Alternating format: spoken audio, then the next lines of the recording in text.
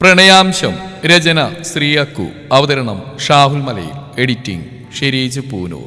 രാജേഷ് പറഞ്ഞ പോലെ തന്നെ നിലയെ കൊണ്ടുപോയത് അവന്റെ വീടിനടുത്തും കുറച്ചകലെയുള്ള ഒരു വാടക വീട്ടിലേക്കാണ്.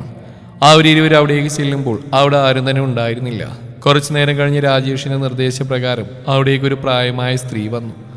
അവർ വന്നു കണ്ട് രാജേഷ് അവരെ മാറ്റി നിർത്തി കുറച്ച് കാര്യങ്ങൾ അവരോട് സംസാരിച്ചു. അതിനുശേഷം അവൻ നിലക്കടുത്തായി വന്നു നിന്നു. ഞാൻ പറഞ്ഞ പോലെ വാക്ക് പാലിച്ചിട്ടുണ്ട്. നിനക്കിനി മുതൽ ഇവിടെ താമസിക്കാം. നിന്റെ കൂട്ടിലാണ് സരസ്വതി ഇവിടെ നിർത്തിയിരിക്കുന്നത്. നിങ്ങൾക്ക് ആവശ്യമുള്ള സാധനങ്ങളെല്ലാം കുറച്ച് മണിക്കൂറിനുള്ളിൽ ഇവിടെ എത്തും. പിന്നെ എന്തെങ്കിലും ആവശ്യമുണ്ടെങ്കിൽ നീ സരസ്വതിയോട് പറഞ്ഞാൽ മതി. അവരെന്നെ വിളിച്ച് അറിയിച്ചോളൂ. മനസ്സിലായോ? നിലാവ് പറഞ്ഞിരുന്ന് മൂളിയാണ്ട് രാജേഷ് അവളെ നോക്കി ഒന്ന് അമർത്തി മൂളി. അടുത്തായി നിൽക്കുന്ന സരസ്വതിയെ നോക്കി നിലയെ കണ്ണുകൊണ്ട് കാണിച്ച് അവിടെ നിന്നും പോയി. അവൻ പോയി കഴിഞ്ഞതും സരസ്വതി നിലയും കൂട്ടി അകത്തേക്ക് നടന്നു. പിന്നെ അവൻ അവളുമായിട്ട് അടുക്കാൻ വേണ്ടി ഓരോന്നും ചോദിച്ചുകൊണ്ടിരുന്നു. അതിനെല്ലാം ഒന്നോ രണ്ടോ വാക്കിൽ മറുപടി കൊടുത്ത് നിലയും അവർക്കൊപ്പം നിന്നു. വീട്ടിലേക്ക് ഒറ്റ കയറി വരുന്ന രാജേഷിനെ കണ്ട് രാജേശ്വരി ഇരുന്നിടത്ത് എഴുന്നേറ്റ് അവൻ്റെ അടുത്തേക്ക് വന്നു. അല്ല മോനെ, നീ എന്താ ഒറ്റയ്ക്ക് വരുന്നത്? ആ നാശൂരി അവിടെ പോയി? ഒന്നും പറയണേൻ്റെ അമ്മേ, അവൾ ഡോക്ടറെ കാണിക്കാൻ വേണ്ടി അകത്തേക്കായിട്ട് ഞാൻ പുറത്ത് വെയിറ്റ് ചെയ്ത് നിൽക്കുകയായിരുന്നു. അപ്പോഴെനി ഒരു കോൾ വന്നു. അതെടുത്ത് സംസാരിക്കാൻ വേണ്ടി ഞാൻ കുറച്ച് നീങ്ങുന്നു. പിന്നെ തിരികെ വന്ന് നോക്കുമ്പോൾ അവിടെ ഒന്നും കാണാനില്ല. ഞാൻ ഡോക്ടറുടെ റൂമിൽ ആ ഹോസ്പിറ്റൽ മുഴുവൻ അവളെ അന്വേഷിച്ച് നടന്നു. എവിടെയും കണ്ടില്ല. ഞാനങ്ങനെ അന്വേഷിച്ച് നടക്കുമ്പോൾ ഒരു അറ്റൻഡർ ചെക്കനാ വന്ന് പറഞ്ഞു ചേട്ടൻ്റെ കൂടെ വന്ന പെണ്ണ് ഏതൊരുത്തൻ്റെ കൂടെ കാറി കയറി പോയെന്ന്. അന്ന് അവൾ ഹോട്ടൽ റൂമിൽ ഒരുത്തൻ്റെ കൂടെ കിടന്നു കൊടുത്തെന്ന് പറഞ്ഞില്ലേ, അവൻ്റെ കൂടെ തന്നെ പോയതെന്ന് തോന്നുന്നു.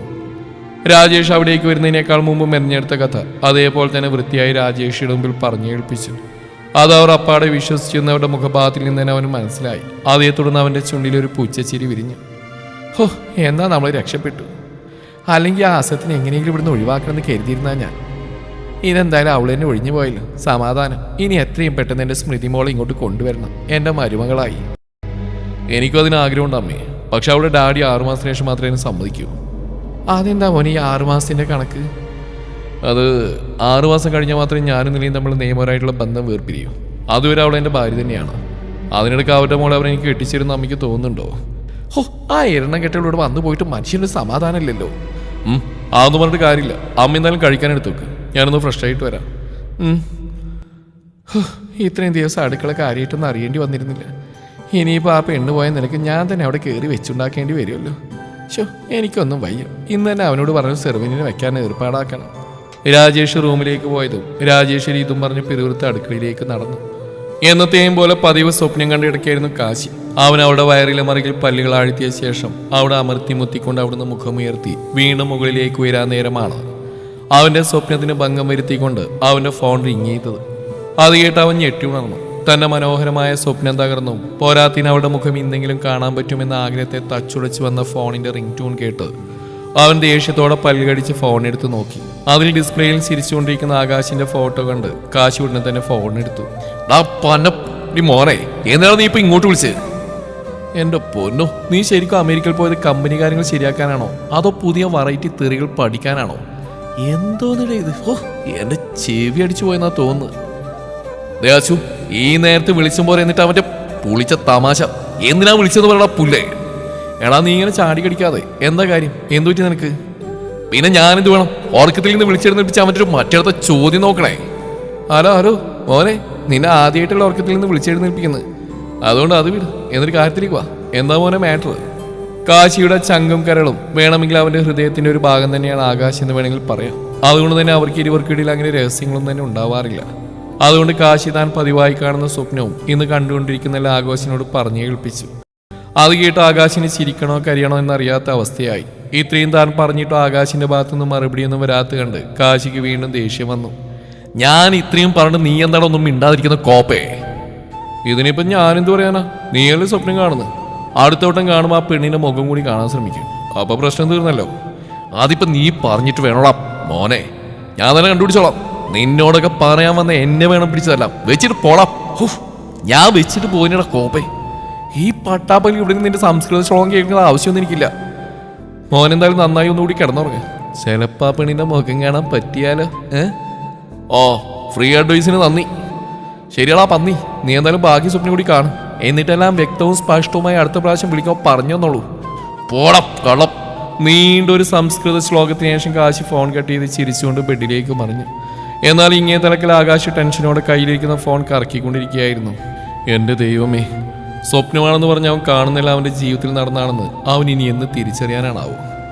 ആ പെൺകുട്ടിയുടെ മുഖമെങ്കിലൊന്ന് ഓർത്ത് കിട്ടിയാൽ മതിയായിരുന്നു. രാജേഷ് പറഞ്ഞ പോലെ അല്ലെങ്കിൽ ആ കുട്ടിയുടെ അവസ്ഥ ഇപ്പോൾ എന്താണാവോ. എന്നാൽ ഈ സമയം കാശി കിടന്ന് കിണഞ്ഞ് പരിശ്രമിച്ചിട്ടും അവന് വീണ്ടും ഉറങ്ങാനോ ആ സ്വപ്നം വീണ്ടും കാണാനോ പറ്റിയില്ല. അതുകൊണ്ട് തന്നെ അവൻ നന്നായി ഒന്ന് ആകാശിനെ സ്മരിച്ചു. അതിനുശേഷം ബാൽക്കണിയിലെ ചെയറിൽ വന്നിരുന്ന് ആകാശത്തേക്ക് മിഴികൾ നട്ടിരുന്നു. പിന്നെ പതുക്കെ ആ മിഴികൾ മൂടി. എന്നാൽ ആ സമയം അവൻ്റെ മനസ്സിലേക്ക് ഒരുവളുടെ മുഖം മിഴിവോടെ തെളിഞ്ഞു വന്നു. അവളുടെ ചുണ്ടിലെ ആ പാൽ പുഞ്ചിരി ഓർക്കും തോറും അവൻ്റെ ചുണ്ടുകളിലും അറിയാതെ ഒരു പുഞ്ചിരി വിരിഞ്ഞു. എവിടെയാ പെണ്ണേ നീ അന്ന് നിന്റെ അച്ഛനോട് പറഞ്ഞു പോയെല്ലാം നേടിയെടുത്ത് വന്നതല്ലേ ഞാൻ. എന്നാൽ അവിടെ എത്തിയപ്പോഴാ ഞാൻ അവിടെ എത്താൻ ഒരുപാട് വൈകിപ്പോയി എന്ന് മനസ്സിലായത്. നീ ഇനി ഒരിക്കലും എനിക്ക് സ്വന്തമാവില്ലെന്നും എന്നേക്കുമായി എന്നെ വിട്ടുപോയെന്നും അറിയുന്നു. ഇതെല്ലാം ഓർത്തൊരു ഭ്രാന്തിനെ പോലെയാണ് ഞാൻ ആ ദിവസങ്ങൾ കഴിച്ചു കൂട്ടിയത്. ഇനിയൊരു പെണ്ണെൻ്റെ ജീവിതത്തിൽ വേണ്ടാന്ന് അന്ന് ഞാൻ ഉറപ്പിച്ചതാ. എന്നാൽ എനിക്ക് എൻ്റെ ചോരയിൽ പിറന്നൊരു കുഞ്ഞിനെ ആവശ്യമായിരുന്നു. എൻ്റെ എന്ന് പറയാനൊരു കുഞ്ഞ്. എന്നാൽ അതിനൊരുപാട് തടസ്സങ്ങൾ നേരിട്ടു. ആഗ്രഹിച്ച പെണ്ണിനെയും സ്വന്തം രക്തത്തിൽ പിറന്ന കുഞ്ഞിനെയും നേടാൻ പറ്റാതിരിക്കാൻ മാത്രം ഒരു ക്രൂരനാണോ ഞാൻ? ഒരിക്കലും ആരെയും ഞാൻ അറിഞ്ഞിട്ട് ദ്രോഹിച്ചിട്ടില്ല. എന്നിട്ട് എനിക്ക് മാത്രം എന്താ ഇങ്ങനെ? കാശിയുടെ മനസ്സ് പഴയതെല്ലാം ഓർക്കും തോറും കലുഷിതമായിക്കൊണ്ടിരുന്നു. അതേ തുടർന്ന് അടഞ്ഞ കൺകോളിൽ കൂടി 2 തുള്ളി കണ്ണുനീർ അവന്റെ കവിളിനെ ചുംബിച്ച് താഴേക്ക് പതിച്ചു. രാജേഷ് പറഞ്ഞ പോലെ തന്നെ അന്ന് വൈകുന്നേരത്തോടടുപ്പിച്ച് അവൾക്ക് വേണ്ട സാധനങ്ങളും വീട്ടിലേക്ക് വേണ്ട സാധനങ്ങളും ഒന്നുപോലും വിടാതെ അവൻ എത്തിച്ചിരുന്നു. ഇതെല്ലാം കണ്ട് തന്നെ ഇത്രനാൾ ശാരീരികമായി കീഴ്പ്പെടുത്താനും വാക്കുകളാൽ കുത്തി നോവിക്കുകയും ചെയ്തിരുന്നവൻ തന്നെയാണോ തനിക്ക് വേണ്ടി ഇതെല്ലാം ചെയ്യുന്നതെന്ന് അവൾക്കൊരു നിമിഷം സംശയം തോന്നിപ്പോയി. അതിനൊപ്പം തന്നെ ഇങ്ങനെയെല്ലാം അവൻ തനിക്ക് ചെയ്തിരുന്നുണ്ടെങ്കിൽ അതിനു പിന്നിൽ തക്കതായ എന്തെങ്കിലും ഉദ്ദേശം കാണുമെന്ന സത്യം അവളെ ഭയത്തിലാഴ്ത്തി. അതുകൊണ്ട് തന്നെ അവിടുന്ന് എത്രയും പെട്ടെന്ന് രക്ഷപ്പെടണമെന്ന ചിന്ത അവളുടെ മനസ്സിൽ ആഴത്തിൽ പതിഞ്ഞുകൊണ്ടിരുന്നു. അതിനുവേണ്ടി ഓരോ പ്രാവശ്യം ശ്രമിക്കുമ്പോഴും അതെല്ലാം പരാജയപ്പെട്ടുകൊണ്ടിരുന്നു. തൻ്റെ ഓരോ നീക്കങ്ങൾ അപ്പോൾ തന്നെ സരസ്വതി രാജേഷിനെ വിളിച്ച് പറയുന്നതുകൊണ്ട് തന്നെ അവൾക്ക് പടിക്ക് പുറത്തിറങ്ങാൻ പറ്റിയിരുന്നില്ല. അതിനാൽ തന്നെ ഇനി രാജേഷ് തന്നെ 3-ാം മാസത്തെ ചെക്കപ്പിന് കൊണ്ടുപോകുമ്പോൾ ആ ഒരു അവസരത്തിൽ എന്തെങ്കിലും വഴിയുണ്ടാക്കി രക്ഷപ്പെടാമെന്ന് അവൾ തീരുമാനിച്ചുറപ്പിച്ചു. അതിനുവേണ്ടി ഓരോ ദിവസവും എണ്ണി കാത്തിരുന്നു. നിലവന്നതിൽ പിന്നെ രാജേശ്വരിക്ക് വീട്ടുപണിയുടെ കാര്യങ്ങളും തന്നെ അറിയേണ്ടതായിരുന്നില്ല. അതുകൊണ്ട് തന്നെ ഈ കഴിഞ്ഞ 1.5 വർഷം അവർ ശരിക്കും അവിടെ ഒരു പണിയും ചെയ്യാൻ സുഖിച്ചാണ് കഴിഞ്ഞിരുന്നത്. എന്നാൽ നില പോയതിൽ പിന്നെ അവർക്ക് ശരിക്കും കഷ്ടപ്പെടാൻ തുടങ്ങി.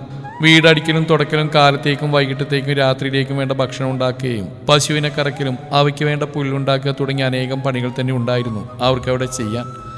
അതുകൊണ്ട് തന്നെ ആദ്യ ദിവസം ചെയ്തപ്പോൾ തന്നെ അവർക്ക് അതെല്ലാം മടുപ്പുണ്ടാക്കി. അതിനാൽ രാജേഷിനോട് പറഞ്ഞ് വീട് പണിക്ക് ആളെ വെക്കാൻ വേണ്ടി അവിടെ തീരുമാനിച്ചു. അവരത് പറയുന്ന ദിവസം രാജേഷിന്റെ കൂടെ സ്മൃതി അവിടെ ഉണ്ടായിരുന്നു.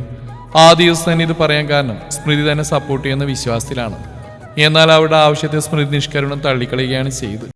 കാരണമായി പറഞ്ഞത് ഇപ്പൊ വീട്ടു ജോലിക്ക് നിൽക്കുന്നവർക്കെല്ലാം 10-15,000 രൂപ മാസം എണ്ണി കൊടുക്കേണ്ടി വരുമെന്നും അത് നമുക്ക് നഷ്ടമേ ഉണ്ടാക്കുമെന്നും അതുകൊണ്ട് തൽക്കാലത്തിലേക്ക് വീട്ടിലെ പണിയെല്ലാം അവരോട് തന്നെ നോക്കാൻ പറഞ്ഞു. അത് കേട്ട് അവർക്ക് ദേഷ്യം വന്നെങ്കിലും അവരത് കടിച്ചു പിടിച്ച് നിന്നു. കാരണം സ്മൃതിയിലൂടെ തന്റെ വീട്ടിലേക്ക് ഒഴുകി വരാൻ പോകുന്ന സമ്പത്തിലായിരുന്നു അപ്പോഴും അവരുടെ കണ്ണ്. ദിവസങ്ങളോ ആഴ്ചകളോ ആർക്കു വേണ്ടിയും കാത്തു നിൽക്കാതെ കടന്നുപോയിക്കൊണ്ടിരുന്നു. അങ്ങനെ 3 മാസത്തിന് ശേഷം ഇന്നാണ് കാശി തിരികെ നാട്ടിലേക്ക് വരുന്നത്. ഇതിനിടയിൽ അവൻ പലപ്പോഴും ആ സ്വപ്നം കണ്ടെങ്കിലും അവനൊരിക്കൽ പോലും അവരുടെ മുഖം കാണാൻ സാധിച്ചില്ല. അതിൽ ഏറ്റവും നിരാശയുണ്ടായിരുന്ന ആകാശിനായിരുന്നു. അവൻ ഓരോ പ്രാവശ്യം വിളിക്കുമ്പോഴും ആകാംക്ഷയോട് അവനോട് സ്വപ്നത്തെക്കുറിച്ച് ചോദിക്കുമായിരുന്നു. എന്നാൽ അപ്പോഴെല്ലാം സ്ഥിരം പല്ലവി തന്നെയായിരുന്നു അവനിൽ നിന്നും കേൾക്കാൻ കഴിഞ്ഞിരുന്നത്. അതുകൊണ്ട് തന്നെ ഇനി എന്തു വന്നാലും വേണ്ടില്ല, അവൻ നാട്ടിലെത്തിയാൽ ഉടനെ തന്നെ അവനോട് അന്ന് നടന്നെല്ലാം പറയണമെന്ന് അവൻ തീരുമാനിച്ചു. അതിനുവേണ്ടി അവനെ ചികിത്സിച്ച ഡോക്ടറെ പോയി കണ്ട് കാര്യങ്ങളെക്കുറിച്ച് സംസാരിച്ചപ്പോൾ അദ്ദേഹം അവനോട് ഇപ്പോൾ പറയുന്നുകൊണ്ട് കുഴപ്പമൊന്നുമില്ലെന്നാണ് പറഞ്ഞത്. പക്ഷെ അത് കഴിഞ്ഞുള്ള അവന്റെ റിയാക്ഷൻ എന്താവുമെന്ന് നമുക്ക് പ്രെഡിക്റ്റ് ചെയ്യാൻ പറ്റിയില്ലെന്നും അദ്ദേഹം കൂട്ടിച്ചേർത്തു. അത്ര നേരം അവന്റെ തെളിഞ്ഞെന്ന മുഖം ഈ ഒരു വാക്ക് കേട്ടതുകൂടി മങ്ങി. പക്ഷേ ഇനി എന്ത് തന്നെ വന്നാലും അവനോട് ഇതേക്കുറിച്ച് സൂചിപ്പിക്കാൻ തന്നെ ആകാശ് തീരുമാനിച്ചു. അതിന് കാരണം താൻ കാരണം ഒരു പെൺകുട്ടിയുടെ ജീവിതം തകരുതെന്നായിരുന്നു. ഇപ്പോഴത്തെ അവളുടെ അവസ്ഥ എന്താണെന്ന് അറിയാൻ കഴിഞ്ഞതും അവനെ വല്ലാതെ അരട്ടുന്നുണ്ടായിരുന്നു. എയർപോർട്ടിൽ കാശിയെ കാത്തു നിൽക്കുമ്പോൾ ആകാശിന്റെ ഹൃദയം 10 മടങ്ങ് വേഗത്തിൽ മിടിക്കുന്നുണ്ടായിരുന്നു. ടെൻഷനോടുകൂടിയാണ് ഓരോ നിമിഷം അവൻ തള്ളി നീക്കൊണ്ടിരുന്നത്. അവന്റെ മനസ്സാകെ കലുഷിതമായിരുന്നു. താൻ പറയാൻ പോകുന്ന കാര്യങ്ങൾ കേട്ട് കാശിക്ക് എന്തെങ്കിലും സംഭവിക്കുമോ എന്ന് പേടിയൊരു ഭാഗത്ത്. എന്നാൽ താൻ ഇത് പറയാതിരിക്കും തോറും ഒരു പെൺകുട്ടിയുടെ ജീവിതം നശിക്കാൻ താൻ കാരണമായിരിക്കുമെന്ന ഭയം മറ്റൊരു ഭാഗത്ത്. എല്ലാം കൂടി ഓർത്ത് ആകാശിനാകെ ഭ്രാന്ത് പിടിക്കുന്ന പോലെ തോന്നുന്നുണ്ടായിരുന്നു. ആ സമയത്താണ് അവന്റെ ചുമലിൽ ആരുടെയോ കരസ്പർശമേറ്റത്. തിരിഞ്ഞു നോക്കിയതും കാണുന്നത് തന്നെ നോക്കി നിൽക്കുന്ന കാശിയെയാണ്. എടാ, നീ ഇത് ഏത് ലോകത്താ? നീ എന്നെ റിസീവ് ചെയ്യാൻ വന്നതന്നെയല്ലേ? എന്നിട്ട് ഏതോ ലോകത്തെന്ന പോലെയാണ് നിൽപ്പ്. ഏയ് ഒന്നുകൂടാ, ഞാൻ വെറുതെ ഓരോന്നിങ്ങനെ ഓർത്തുന്നതാ. പിന്നെ നീ പോയ കാര്യം എന്തേ? എല്ലാം ഓക്കെ അല്ലേ ഇപ്പോൾ? Yes ma'am, perfect okay. ഞാനില്ലാത്ത നേരം നോക്കി ആ പൊന്ന സാമുൽ കയറി കളിക്കാൻ നോക്കിയതാ. ഓഹോ, എന്നിട്ട് എന്തായി അവൻ്റെ കമ്പനിയുടെ കാര്യം? ആകാശ് ഒരു കുസൃതി ചിരിയോടെ കാശിയെ നോക്കി ചോദിച്ചു കേട്ട് കാശിയുടെ ചുണ്ടിൽ വിരിഞ്ഞത് തികച്ചും വന്യമായൊരു പുഞ്ചിരിയാണ്. ഫിനിഷ്. അത് കേട്ട് ആകാശിലൊരു പുഞ്ചിരി വിരിഞ്ഞു. പിന്നെ ഇരുവരും അധിക സമയോടെ നിൽക്കാതെ വേഗം തങ്ങളുടെ വില്ലയിലേക്ക് തിരിച്ചു. യാത്രക്കിടയിൽ കുറച്ചേറെ ഇരുവരും മൗനമായിരുന്നു. ആ സമയം കാശിയുടെ മനസ്സിൽ മുഴുവനും അവനോട് എങ്ങനെ അന്നത്തെ കാര്യങ്ങൾ പറഞ്ഞു തുടങ്ങിയെന്ന ചിന്തയായിരുന്നെങ്കിൽ കാശിയുടെ മനസ്സിൽ മുഴുവൻ അവൻ്റെ പെണ്ണിൻ്റെ മുഖമായിരുന്നു. ആ നിശബ്ദതയെ കീറി മുറിച്ചുകൊണ്ട് ആകാശ് തന്നെ സംസാരത്തിന് തുടക്കമിട്ടു. കാശി, എനിക്കൊരു കാര്യം. ആകാശ് കാശിയോടെ എല്ലാം തുറന്നു പറയാൻ തുടങ്ങുമ്പോഴാണ് കാശിയുടെ ഫോണിലേക്ക് ഒരു കോൾ വന്ന്. അതിൻ്റെ സ്ക്രീനിൽ തെളിഞ്ഞു വന്ന കാശിയുടെ അച്ഛൻ രഘുറാമിൻ്റെ ഫോട്ടോ കണ്ട് കാശി ഒരു ഇളമ്പുഞ്ചിരിയോടെ ഫോണെടുത്ത് കാതോട് ചേർത്തു. എന്നാൽ മറുപുറത്ത് നിന്ന് കേട്ട വാർത്തയിൽ അവൻ്റെ മുഖത്തെ ആ പുഞ്ചിരി പതിയെ മാഞ്ഞു. പകരം ദേഷ്യം കൊണ്ട് മുഖമാകെ വരിഞ്ഞു മുറുകി, കണ്ണുകൾ രക്തവർണ്ണമായി. കാർ ഓടിച്ചുകൊണ്ടിരുന്ന ആകാശ് അവൻ്റെ ഈ മാറ്റം കണ്ട് ചെറിയൊരു പേടിയോടെ കാർ ഒരു സൈഡിലേക്ക് നീക്കി നിർത്തി. ഫോൺ കോൾ അവസാനിച്ചതും കാശി കണ്ണുകൾ അടച്ചുകൊണ്ട് ആകാശിന് നേരെ അലറി. എവിടെയൊക്കെ കാശി?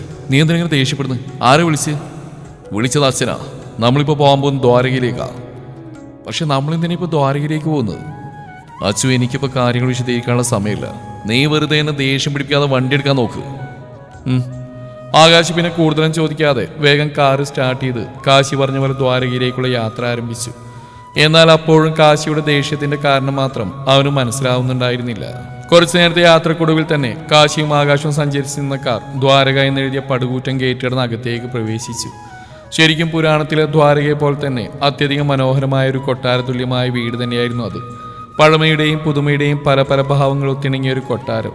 ഗേറ്റ് കടന്ന് കുറച്ച് നീണ്ട ഒരു പാതയ്ക്ക് ശേഷമാണ് ആ കൊട്ടാര സദൃശ്യമായ വീടിനുമ്പിലേക്ക് വണ്ടി ചെന്ന് നിന്നത്.